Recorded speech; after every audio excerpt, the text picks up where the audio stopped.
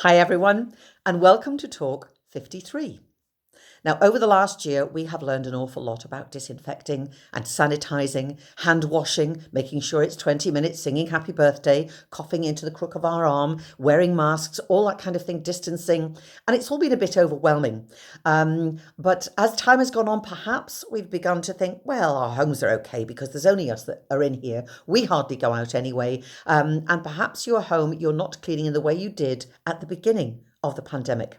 So now that we're looking at the possibility of visitors coming into our homes, won't that be wonderful when people can actually come in and maybe stay over too?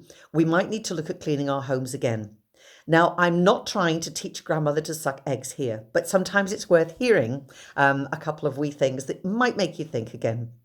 First thing is when you clean, it's got to be done in two stages. Fairly obvious, you think, but we have to get rid of things like the dirt, the grime, the grease, the hair, all those kind of things. So we need to sweep or wipe, getting hot soapy water and wiping down, getting rid of all that first, and then disinfect.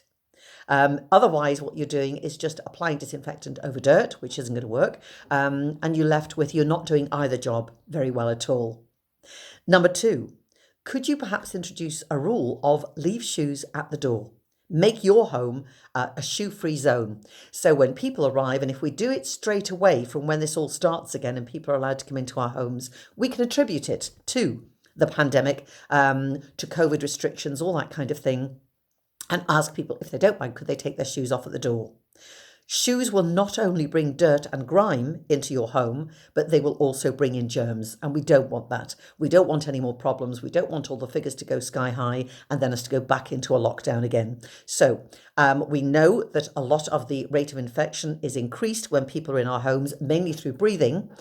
We know that we need ventilation, but if you can prevent germs being brought in other ways, in particular the virus, then why not do it? So try a shoe-free zone. Number three, high touch surfaces.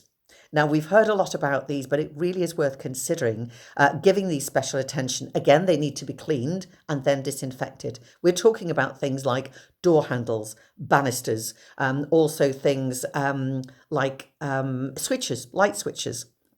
Now, yes, a microfiber cloth is great with the disinfectant spray on, wipe it down, then buff it up later. But don't forget, you can't spray disinfectant anywhere near light switches. Obviously, it's to do with electrics. You don't want to be spraying around electricity. So again, spray onto your cloth and then just wipe over to make sure they're clean. That needs to be done on a regular basis. So keep those surfaces clean, wipe them down. And remember things as well, if you've got children coming in, their hands are much lower. They will be touching things that you maybe don't touch. Or if, like me, you're not very tall, there may be people touching things higher up than you normally touch. So remember those and give those a wipe too. Pay attention to shared devices. Now, this is things like your phone. If you've got a home phone or you share a mobile, perhaps you're passing your mobile to somebody else, or it could be the games console. It could be just your laptop.